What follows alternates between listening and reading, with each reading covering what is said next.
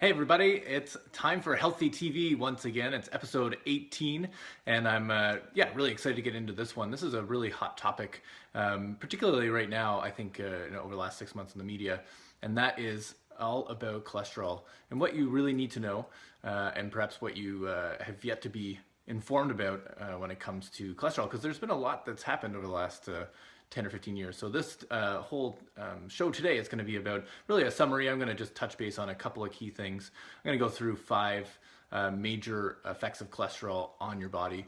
You may be surprised by some of those. And I really want to make sure you understand kind of just on a basic level what cholesterol actually does in terms of its impact on the body and where it comes from, and give you maybe arm you with a bit more information so that when information is put in front of you around cholesterol, you'll have a kind of a more of a context to interpret that information. So this is a show, Healthy TV, where we share. It's really my goal to share simple tips and strategies to make your health better, and certainly today is a key one because I think if we go back over the last 30, 40, probably 50 years, the consistent message has been that, essentially cholesterol is the devil, right? It's bad for you. It's something that most of us, even myself in healthcare, I didn't really have a good handle on what exactly cholesterol does in the body. I really had just bought into the myths that have been propagated by media and by well-intentioned health professionals. And I think the story goes something like this. It's that cholesterol is something that we get from our food. It's packaged with fat. We already talked about the myths around saturated fat, but historically fat was bad and cholesterol is just one element of that. And when you eat cholesterol, it's this kind of gobby stuff that goes straight from your mouth into your gut, and then from your gut into your bloodstream, and then it gets kind of stuck in your arteries, and that's what causes heart disease. And that, I think in a nutshell, that's really been what the messaging has been boiled down to. And I want to give some credit to the original researchers because, they actually, initially, what they did find, and based on my understanding of it anyway, was that they identified, people that, they had all these people that were suffering from heart disease, and they were really trying to get to the bottom of it. They were trying to figure out what was the underlying cause. Why are these people getting sick? And what they noticed was that there was this consistent finding where they had this plaquing in their arteries, and it seemed that this plaquing was creating really like interference in their hearts and their vascular system to function as it's supposed to. And so there was I think maybe a bit of a leap taken, but because there was such a consistent finding, they felt quite confident to make this leap that when they identified that cholesterol was the main property in these plaques, that makes sense. It must be that cholesterol is what's causing the plaquing, and the plaquing is then causing the heart disease, the heart attacks in particular. And so that's I think was a good finding to discover. But what we know now, and there's been a whole series of steps and lots of research done to demonstrate that it's actually probably reversed. In fact, the conventional theory now is that the plaquing in the arteries occurs as a result of damage to the arteries, and the cholesterol that's taken up is only a specific type of cholesterol, but it's actually like a defensive purpose. There's actually like a protective mechanism at play to help protect the arteries. And so I think that's like a big part of the myth was that it's the cholesterol that's the problem. The other big part of the myth was that cholesterol, largely the amount of cholesterol in your body comes from the food that we're eating. And so I don't know if you guys have seen it's a really popular meme now online, but originally, Time magazine, they put out a cover, and it had the eggs, a fried egg in a pan. And essentially the headline was, cholesterol is killing you. And of course, everyone knows that one of the highest sources of dietary cholesterol comes from eggs, the yolk of the egg. And that's actually, largely a myth. That, yes, okay, we can consume cholesterol that comes in animal fat, but the amount of cholesterol, like by and large, like probably over 90% of the cholesterol in your body is self-produced. It's actually made by cells in your body, and that's because cholesterol is a super, super important molecule for a whole bunch of different reasons in the body. And so you're literally like your own cells produce cholesterol in order to provide a whole bunch of different services in the body. Okay, and so I wanted to go through these 5 kind of key things that I'll give credit to Chris Masterjohn from his website cholesterolandhealth.com. An awesome resource, and I'll link to it in a comment after I'm done here.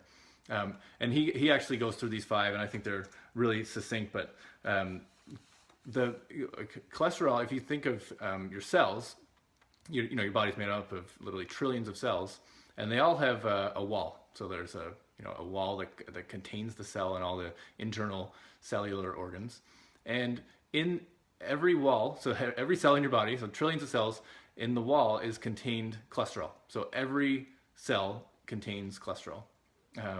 And that's, it's essential in order for those cells to function properly. So we talk about it, we call those cell membranes. So the cholesterol is super important to have healthy cells. The second thing is that it's actually, cholesterol is made up or contributes to digestion in terms of what's called bile acids. So it's a really, actually provides a very important, essential function to the breakdown of fat in the gut. So, no surprise, it's actually involved in fat digestion because it's actually part of the mechanism that helps transport fatty acids and other components that fat is broken down into. So we need cholesterol in order to break down fat properly in the gut. The third thing is that cholesterol is actually a precursor to vitamin D. And most of us probably are familiar at least with vitamin D as being important. It's something that by and large your body produces on its own again. And what happens is, it's a pretty complex mechanism, but essentially there's interaction between sunlight, a particular type of UV rays, and cells in the skin. And that actually kicks off a process that uses cholesterol in conjunction with some other molecules to create vitamin D. And so if you're actually deficient in cholesterol, you can be deficient in vitamin D. And vitamin D deficiency is a huge problem. There's tons and tons of people with vitamin D deficiency. That's why it's one of our essential supplements that we recommend for every Canadian because our body's ability to produce vitamin D is hindered in a lot of people, and also in Canada we just don't get enough exposure to sun throughout the year. So that's the first. So I talked about cell membranes, so it's included in cell membranes. It's really important for digestion, particularly of fats. The third thing is that it's important for production of vitamin D, essential for production of vitamin D. The fourth thing, another precursor, it's a precursor for another super important family of molecules, and those are hormones, and in particular what's called steroid hormones. So the key ones that you would probably hear about: testosterone, estrogen, progesterone. There's a whole host of other hormones, steroid hormones in that family. And if you're low in cholesterol, if we don't have the right kinds of cholesterol and also the right quantity of cholesterol, we can actually be deficient in those hormones. And so we know that there's the cholesterol is a super important precursor. It actually is part of the molecular pathway to develop those hormones. And then the last thing is that there's been some really cool research, particularly in probably the last decade or 15 years, around cholesterol and the brain.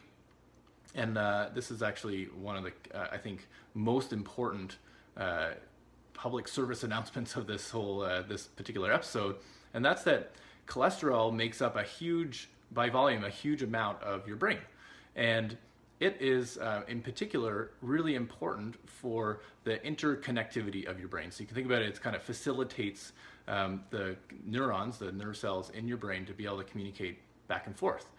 And when we are deficient, if we start to reduce the quantity and quality of cholesterol in the body, we actually see impacts on memory and learning.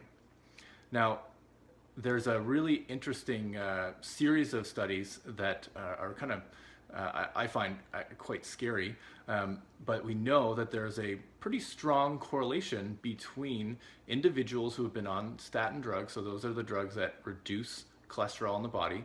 And so there's a pretty high correlation between individuals on statin drugs and the development of dementia and Alzheimer's, degenerative cognitive diseases. And I'm not suggesting that there's a direct causal relationship, it's not cause effect, but there's a correlation. There's enough to at least ask the question, are we, by ingesting these drugs that are reducing, by their very mechanism, they're reducing cholesterol in the body, are they having an impact on brain function? In fact, we know I think one of the most powerful studies there it shows that individuals on statins are actually have smaller brains by age and sex matched, and so it's actually reducing the volume of their brain, and that's not surprising, right? Because they're reducing overall the amount of cholesterol in their body, and it's going to come from everywhere. It's not just selectively taken from the blood vessels, and so that has a potential to impact learning and memory in particular. So I think that's a really important concept, certainly deserving of more research, something I'm paying a lot of attention to, and I will certainly, as I get exposed to more information, I'll share that with you. If anyone actually has any experience with that, I'd love to hear some comments below. Perhaps you've come across some other statements similar to that around the relationship between cholesterol and the brain.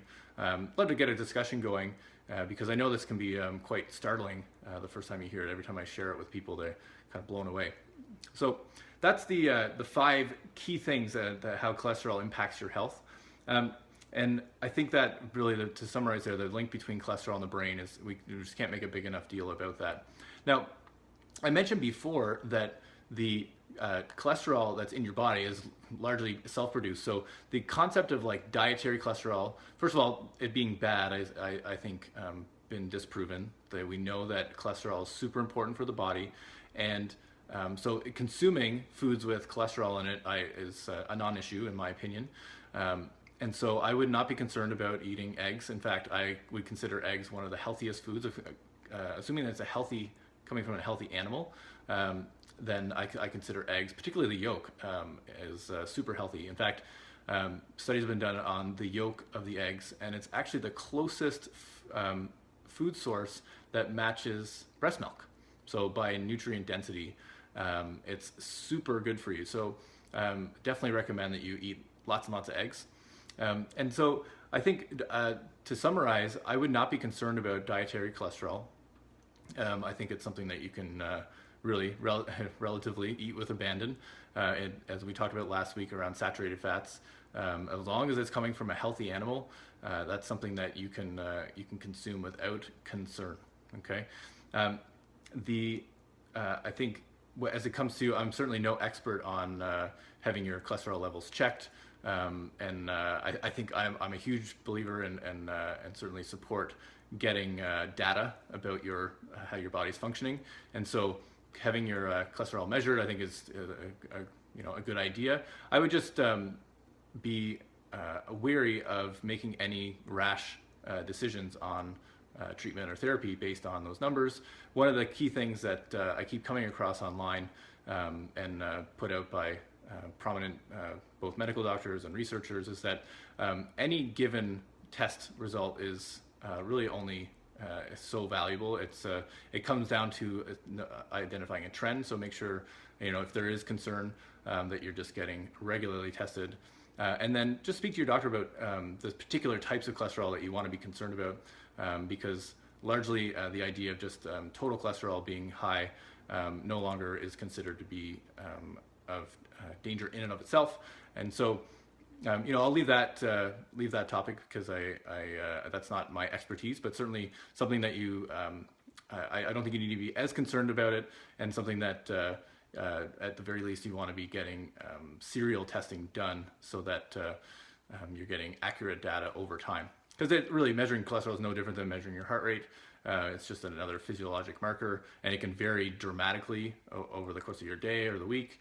And so one test result is really not that valuable. Okay, so on that note, I think I will end, and I actually have some eggs to cook myself. I'm gonna have a nice. I like eating breakfast at night, so I'm gonna have some nice grass-fed, healthy raised, pasture-raised eggs and some nice bacon, naturally cured bacon, and I love that stuff. I know it's crazy for those of my friends who are watching and know me as a vegetarian. That's long since changed, so surprise. Next week I'll be back and I'll be doing another topic on nutrition. I've yet to decide what I'm going to talk about, so I'd love to get some feedback, any ideas. I know there's been some requests for a topic talking about some healthy snack ideas for people on the run, and I'm trying to think of a good way to be able to get that on camera. Perhaps I can share that in a blog post instead. So yeah, any other topics that you'd be interested in, perhaps this week has spurred some ideas. Just put it in the comment section below. I'm always happy to answer any questions, and certainly would love some ideas for future shows. All right, on that note, have a great night, and we'll chat next week.